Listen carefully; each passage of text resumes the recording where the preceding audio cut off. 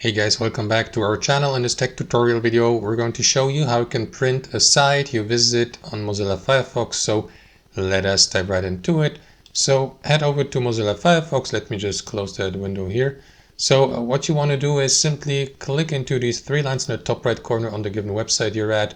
And after that, click into print here. I'll use the shortcut Control P. That is going to redirect you to that short setup of the printing. So here we see the preview.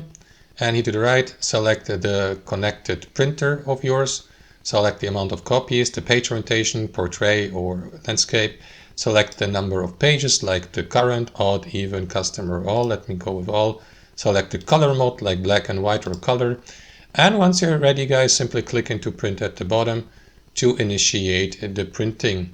Just make sure that your printer is connected to your computer, of course, and that should do it, guys. Thanks for watching. Hope you enjoyed this video, got some value from it, and we'll catch you later.